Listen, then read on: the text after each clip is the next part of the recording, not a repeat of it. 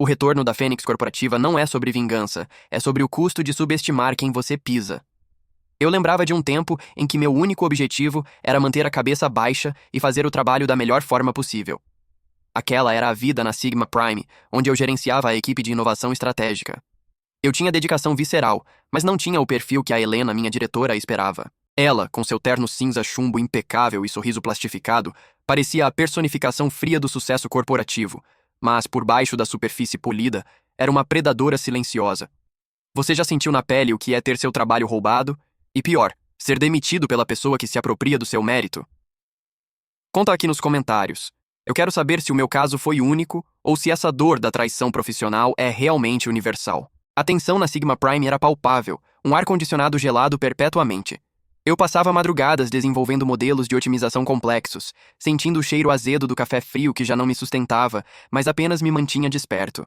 Lembro-me vividamente de apresentar o Projeto Centauro, um plano de reestruturação logístico audacioso que garantiria milhões em economia e elevaria nossa posição no mercado. Helena me olhava por cima dos óculos de aro fino, aqueles que a faziam parecer cerebral e intocável. Interessante, Matheus, ela diria, usando meu nome com uma frieza que cortava o ar rarefeito do 15º andar, onde a luz do sol mal ousava entrar. Ela sempre parecia avaliar não a ideia, mas o quão bem ela poderia vendê-la como sua. 2 semanas depois, ela estava na sala da presidência, ostentando as minhas métricas, usando os meus gráficos, empregando o meu jargão técnico. Exceto que, na tela projetada na parede de vidro, o slide de crédito tinha apenas o nome dela, em fonte Times New Roman. Elegante e cruel. Eu engolia seco na plateia, o gosto metálico da injustiça na garganta, assistindo a minha dedicação ser transformada em degrau para a ascensão dela. A pior parte não era a apropriação, era o silêncio da equipe, que via, mas se recusava a intervir. O medo corporativo tem um cheiro muito particular, o de formaldeído e covardia. Essa rotina de desmembramento da minha autoria se repetiu até que a humilhação virou minha sombra pessoal. Eu vi minhas propostas serem desmembradas, remontadas e devolvidas com a assinatura dela, gerando bônus gordos e prestígio crescente, enquanto eu murchava na minha baia, mal suportando o peso do monitor. O ápice veio em uma manhã de terça-feira. Ela me chamou na sala dela. A luz forte do sol batia no vidro, mas a sala parecia escura, como um porão mal iluminado. Ela estava à vontade, apoiada na mesa de mogno maciço. Matheus, você é dedicado. Ninguém na Sigma Prime nega seu esforço técnico. Mas honestamente, você não tem o perfil ARI para a liderança aqui. Não há a agressividade necessária, o tato social que a empresa exige. Ela me entregou o envelope pesado, o som seco do papel selado era o epitáfio da minha carreira ali, um atestado de óbito por insuficiência de bajulação. Fui demitido por falta de perfil. A verdade era que meu perfil não incluía a capacidade de ficar quieto enquanto era roubado. Eu saí, sentindo o peso do envelope contra minha palma, ouvindo o clique distante dos saltos dela voltando ao trabalho, pronta para reivindicar a próxima ideia que eu, ingenuamente, deixaria para trás. Era o fim de um ciclo, mas o cheiro da liberdade incipiente, misturado ao cheiro da derrota, prometia algo novo. Eu não era mais Matheus, o funcionário leal. Eu era Matheus, o demitido que precisava renascer. O retorno da Fênix Corporativa. Fui demitido por falta de perfil pela chefe que roubava minhas ideias. 6 meses depois, abri minha consultoria e ela virou minha cliente desesperada. Eu lembrava de um tempo em que os corredores da Sigma Prime eram minha segunda casa. A névoa fria do ar-condicionado meu alento contra o calor de São Paulo. Mas aquele tempo havia morrido. Eu caminhei pelo saguão, o mármore frio refletindo meu rosto distorcido, sentindo a mudança brusca de pressão no peito, como se o ar do escritório tivesse sido sugado. O porteiro, que sempre me cumprimentava efusivamente, apenas acenou de leve, percebendo o ar de catástrofe que me envolvia. Se você está aqui comigo, sabe o que é sentir a dignidade sendo retirada por alguém que, no fundo, você sabe que é inferior, mas que estava mais bem posicionada. Me diga, qual foi o momento em que a máscara do seu chefe caiu? A rua me recebeu com o barulho áspero dos ônibus e o cheiro de asfalto quente e óleo diesel. Sentei-me no banco de uma praça próxima, a carta de demissão, com o logotipo sofisticado da Sigma Prime em alto relevo, pesando mais que uma pedra na minha mão. O sol da tarde filtrava-se pelas folhas das árvores, criando um padrão de luz e sombra no papel. Ela achou que tinha me destruído. Helena achava que, ao me tirar o crachá e a segurança do salário, havia roubado a minha dignidade e o meu futuro. Mas naquele momento, olhando para o horizonte, o ódio que eu sentia não era destrutivo, era puro combustível. Percebi a verdade, cristalina como a água da fonte no centro daquela praça. Ela não havia roubado minhas ideias, apenas as minhas chances de implementá-las, para ela. Minhas ideias ainda eram minhas. A falta de perfil? Não. A falta era dela. Ela não tinha a capacidade intrínseca de criar, apenas a ambição voraz de parasitar. O demitido precisava renascer, sim, mas ele renasceria como predador, e não como presa. Aquele banco de praça, manchado de pichações e sujo de folhas secas, se tornou o berço da minha ressurreição, o local onde Mateus, o funcionário, finalmente morreu. O plano nasceu ali, no silêncio perturbador da demissão. Minha demissão era uma carta branca. Eu tinha o conhecimento técnico que a Sigma Prime precisava desesperadamente, e eu tinha a lista mental de todos os projetos que Elara havia engavetado por não entender a visão de longo prazo. O dinheiro da rescisão era o capital inicial que eu não teria de outra forma. Aquele dinheiro era o preço que Elara estava pagando para me libertar. Eu olhei o número na folha, respirei fundo o ar poluído e senti a urgência. O tempo agora era meu. Liguei para o meu velho amigo, Ricardo. Ele era um gênio da codificação, com o temperamento explosivo necessário para me tirar do meu poço de melancolia. Eu precisava de alguém que pensasse rápido e trabalhasse com ética. Ricardo atendeu no terceiro toque, a voz pastosa de quem estava programando desde a madrugada. E aí, Mateus? Que voz de velório é essa? Eu não dei rodeios. Fui demitido.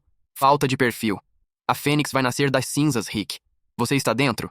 Ele ficou em silêncio por um instante. O som de teclado cessou. Depois veio a resposta firme e cheia de vingança. Sempre soube que você era bom demais para ser roubado. Diga o que fazer. Quero ver a cara daquela mulher quando o buraco dela for fundo demais e ela precisar de quem ela pisou. A parceria estava selada. Nós não iríamos apenas competir. Nós iríamos dominar o espaço que ela havia me roubado e faríamos isso usando as minhas regras. A consultoria começou a tomar forma. Um nome simples e direto. Phoenix Tech Solutions. Uma promessa de renascimento. Os próximos 6 meses seriam um inferno do trabalho, mas a recompensa seria celestial.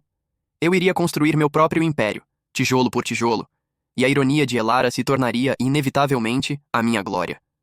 O cheiro de café forte substituiu o cheiro de papel de escritório enquanto a nova vida se iniciava, sem tempo para lamentações, apenas para a construção implacável. A construção implacável significava o inferno das horas, o cheiro de pizza requentada às 4 da manhã, e o colchão de ar que se tornou meu leito permanente no pequeno escritório de fundo de quintal que alugamos. Aquele lugar era nosso refúgio e nossa prisão. O luxo de Elara, com seus tapetes persas e o silêncio respeitoso de um andar executivo, foi trocado pelo calor sufocante daquela sala, onde o aroma de eletrônicos novos se misturava ao pó e ao café queimado que Ricardo preparava com a mesma intensidade que escrevia código. Ele era um furacão digital. Eu era a estratégia em carne e osso. Usamos nosso conhecimento interno, os buracos que Elara deixava por negligência e excesso de confiança, para atacar as fraquezas de quem precisava de agilidade. Não era apenas sobre entregar o produto, era sobre sermos discretos, rápidos e cirúrgicos, como um esquadrão de elite. Em 3 meses, a Phoenix Tech Solutions tinha clientes médios leais que nos chamavam de milagreiros. Em 6 meses, nosso nome já não era um sussurro, mas um ruído audível nas reuniões de almoço de alto nível. Eles são pequenos, mas implacáveis, diziam. Eu sabia que o mundo corporativo é um campo minado de fofocas, e que Helena, inevitavelmente, ouviria o barulho do meu renascimento. O universo não gosta de injustiça impune. A única questão era, quando ela estaria desesperada o suficiente para ligar? O relógio não parava de correr, e cada segundo era um tijolo na muralha da minha nova fortaleza. Eu não tinha tempo para descanso, apenas para a vingança paciente e bem-sucedida. O tempo de semear a dor dela estava começando.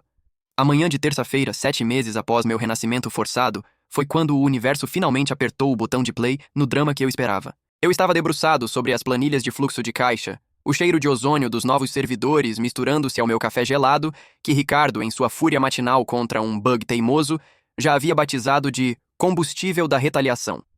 O telefone fixo sobre minha mesa, um aparelho modesto que mal merecia a importância que estava prestes a receber, vibrou. O visor brilhou, revelando um número que eu tinha memorizado pela frequência de uso, mas que estava bloqueado no meu subconsciente. Meu coração não disparou de pavor, mas de uma satisfação fria, quase cirúrgica. Era ela. A foto de perfil, ainda a mesma pose forçada de líder visionária, era inconfundível. Helena Guedes. Limpei a garganta. O silêncio que se instalou na sala foi imediato. Ricardo parou de digitar e me fitou, percebendo a mudança na atmosfera. Eu apenas levantei a mão, sinalizando para que ele não se movesse. A vingança, eu descobri naquele instante, tinha o som irritante de um telefone tocando insistentemente. Deixei tocar pela 4ª vez. O prazer de fazê-la esperar de sentir o desespero dela borbulhando em cada toque, era indescritível. Phoenix Tech Solutions, boa tarde. Em que posso ajudar? Usei a voz mais profissional e desinteressada que consegui forjar. Do outro lado, ouvi a respiração rápida, quase asmática, e o ruído abafado de um escritório grande e desesperado. Sou Helena, da Atlas Global. A voz dela estava tensa, aguda, sem o verniz de arrogância que eu conhecia. O tom era de quem estava engolindo um sapo vivo. Eu fui informada de que a Phoenix está fazendo um trabalho excepcional com soluções ágeis. Eu preciso de ajuda. De muita ajuda. Eu podia sentir o suor frio dela através da linha, o pânico que ela tentava disfarçar com a formalidade corporativa. A Atlas Global, a gigante que tinha me descartado como falta de perfil, estava em chamas. Eu sabia o que estava acontecendo, claro. As fofocas de mercado não eram apenas ruído, eram dados estratégicos. Os projetos que eu gerenciava tinham travado, as inovações que eu planejava haviam sido engavetadas por ela, e agora a inércia estava cobrando o preço. A Atlas Global, repeti, como se estivesse anotando o nome de uma pequena padaria. Sim, eu conheço a empresa. Qual é a natureza do problema, senhora Helena? Eu lhe dei o tratamento de cliente genérico, recusando-me a reconhecer o passado.